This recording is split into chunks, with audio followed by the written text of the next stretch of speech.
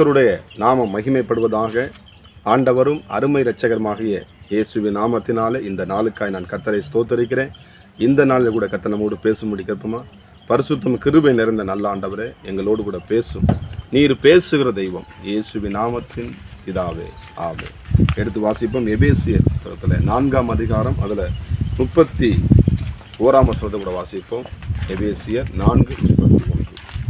சகலவிதமான கசப்பும் கோபமும் மூர்க்கமும் கூக்குரலும் தூசணமும் மற்ற எந்த துர்க்குணமும் உங்களை விட்டு நீங்க கடவுது. அதற்கு மேலே வசனம் சொல்லுதுங்க, 30 வசனம். அன்றியும் நீங்கள் மீட்கப்படும் நாளுக்கென்று முத்திரையாக பெற்ற தேவனுடைய பரிசுத்த ஆவியை அப்படின்னு போடுறது.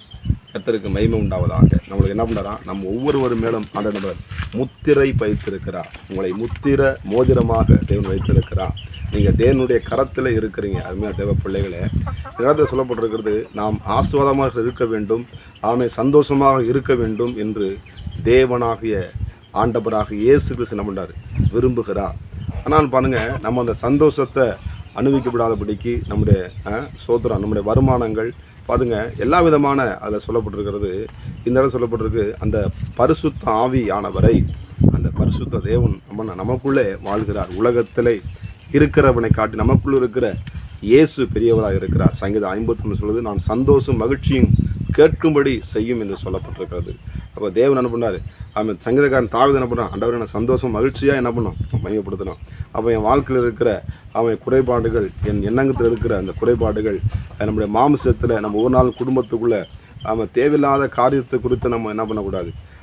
சோதரம் சில பண்ண கோபங்கள், இந்த இடத்துல சொல்ல முடியும். முக்கியமான ஒன்று சகலவிதமான கசப்பும்ன்றது. அந்த கசப்பு ரொம்ப ஒரு வேதனைக்குரிய ஒரு காரியம். சோதரம் அந்த கசப்புனால தான் காயின் ஆபேலுக்குள்ளே என்ன பண்ணுறது, பயங்கரமான சோதரம். ஆபேல் பார்த்தீங்கன்னா தேவனுக்கு நல்ல முதலிடத்தை கொடுத்து தேவனை மையப்படுத்தினான். ஆனால் காயின் அப்படி கிடையாது. ஆனால் ரெண்டாவது என்ன பண்ணுது, அந்த காயினுக்குள்ளே கசப்பு ஏற்பட்டது. அந்த கசப்பு வேறு என்ன பண்ணுறது, நம்முடைய குடும்பத்துக்குள்ளே கணவன் மனைவிக்குள்ளே தாய் தகப்பனுக்குள்ளே நம்முடைய இருக்கிற விளக்கங்களில் கசப்பை மாத்திரம் என்ன பண்ணக்கூடாது, முளைக்கி விட்டுறவே கூடாது. அது உடனே என்ன பண்ணும், அதை கிள்ளி அதை உடனே எரிக விட்டு தான் அதை என்ன பண்ணணும், தூக்கி தூர போட சொல்லுவேன். திருநெல்வேலி பாஷை சொன்னபடி அதை தூக்கி தூர போடணும் அப்படி சொன்ன மாதிரி, அந்த கசப்புன்ற வேறு என்ன பண்ணக்கூடாது, அது முளைக்க விடக்கூடாது. அது என்ன பண்ணும், அது நம்ம என்ன பண்ணணும், நம்மளுடைய நிம்மதியும் கெடுக்கும், நம்முடைய குடும்பத்தினுடைய நிம்மதியும் கெடுக்கும், நம்முடைய கர்த்தர் கொடுக்குற ஆசுவாத்தை என்ன பண்ணும், அதை திருடி கொள்கிறதாய் காணப்படும். இது சத்துரு விதைக்கிறதான சத்துரு விதமான கசப்பு. சில பேர் சொல்லுவாங்க, என்ன ஆகுறான்னு சொல்லி இந்த வீட்டுக்கு நான் போக மாட்டேன், என்ன அவங்க நான் பேச மாட்டேன், நான் மன்னிக்க மாட்டேன், அவங்க இப்படி பண்ணிட்டாங்க அப்படி பண்ணிட்டாங்க. ஆண்டவராக இயேசு கிறிஸ்து நமக்காக இயேசு கிறிஸ்து பலியானார், நம்முடைய பாவங்களை மன்னித்தார். வசனம் சொல்லுகிறது, அவருடைய யாரெல்லாம் நீங்கள் உங்கள் பாவத்தை நீங்கள் ஆண்டோட சமூகத்தில் கேட்டு உங்கள் பாவத்தை மன்னிக்கும் பொழுது ஆண்டவர் மன்னிக்கிறாரு. அதே மாதிரி நீங்களும் மற்றவருடைய பாவத்தை என்ன பண்ணுமா, மன்னிக்க வேண்டும் என்று சொல்லுவார். தேவனே மன்னிக்கும் பொழுது நாமே மன்னிக்காமல் இருக்கணும். அதனால் என்ன பண்ணும், இந்த கசப்பை நம்ம மன்னிக்கலை, அவனுக்கு கொடுத்ததான நம்ம தவறான எண்ணங்களை அது கர்த்தர் என்ன பண்ணுவார், நம்மளை யாரும் என்னவெல்லாம் பேசி போட்டோம். ஆனால் நாம் என்ன பண்ணுவேன், நாம் என்ன பண்ணால் போல எதுக்கு எப்படி பேச வரல, நான் அவருக்கெல்லாம் ஜெபம் பண்ணுவேன், நான் தேவனை ஸ்தோத்திரம் பண்ணுவேன், எனக்குள்ளே இந்த கசப்பை நம்ம நம்மகிட்ட வைக்க மாட்டேன். இப்போ ஆண்டவர் என்ன பண்ணார், அந்த கசப்பை என்ன பண்ண எடுத்து விடும்படி விரும்புகிறார். இந்த காலை நேரத்தில் அருமையான தேவ பிள்ளை எதை குறித்ததான கசப்போடு கூட இருக்கிறீங்களா? இன்றைய காலை நேரத்தில் சோத்திரம். அந்த கசப்பு என்ற வேறு என்ன பண்ணுங்கள், அதை உங்களை விட்டு நீக்கி போடுங்க, குடும்பத்தை விட்டுங்க, ஊழியத்தை விட்டு. அது ஆசுவதுக்கு பெரிய ஒரு தடை. அது உங்களை என்ன பண்ணும், அது உங்களை வேதனைப்படுத்தக்கூடியதான இந்த கசப்பு. பாருங்க, கசப்பு நிறைந்த காடியை இயேசு கொடுத்துறாங்க, அது குடிக்க மாட்டேறாண்டவர். அருமையான தேவ பிள்ளைகளே, சோதரம் நம்ம ஏசப்பாவு கசப்பாக இருக்கக்கூடாது. நமக்கு என்ன பண்ணும், ஆண்டவருக்கு நம்ம தித்திப்பு கொடுக்கறதான சந்தோஷத்துக்கு, நம்ம குடும்பத்துக்கு மகிழ்ச்சியை கொண்டு வருகிறதான நபரை நம்ம காணப்படணும். நம்முடைய பிள்ளைகளுக்கு என்ன பண்ணணும், நல்ல காரியங்கள் நம்ம சொல்லிக் கொடுக்கணும். சோத்திரம். அருமையான தேவ பிள்ளைகளை இந்த இடத்துல எழுதப்பட்டிருக்கிறது. சோத்திரம். கசப்பும் கோபமும் மூர்க்கமும் அதோடு சேர்ந்து என்ன பண்ணுங்க, இந்த கசப்பு வந்துட்டால் என்ன பண்ணும், கோபம் வந்துடும்.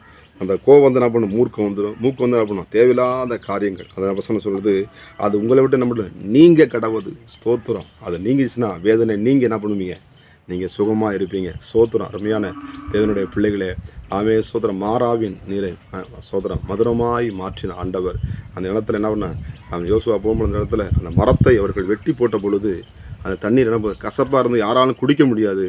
ஆனால் அந்த மரத்தை வெட்டி போட்ட உடனே அந்த கசப்பை என்ன பண்ணி உறிஞ்சி அவன் மக்கள் குடிக்கும்படியாக தண்ணீரை மாற்றுது. உங்கள் வாழ்க்கை கசப்பாக இருக்கலாம்.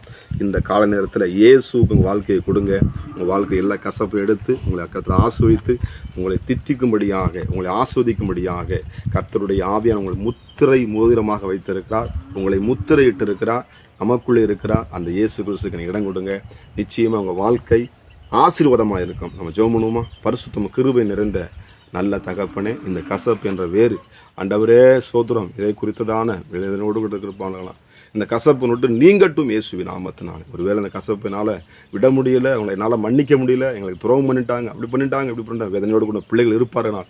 ஆண்டவர் இதை மன்னிக்கக்கூடிய இருதயத்தை தேவன் தருவீராக. ஆண்டவரே உடைய பிள்ளைகளுடைய வாழ்க்கையிலே கர்த்தருடைய ஆவியானவர் அற்புதங்களை செய்வீராக. முத்திரையாய் பதிக்கப்பட்டிருக்கிற ஆண்டவரே இந்த பிள்ளைகளை நீ ஆஸ்வதிக்கும்படியாக நான் ஜெபிக்கிறேன். பெரிய காரியங்களை செய்யப்பா இயேசுவின் நாமத்தின் பிதாவே. God bless you. கர்த்தர் உங்களை ஆசீர்வதிப்பாராக.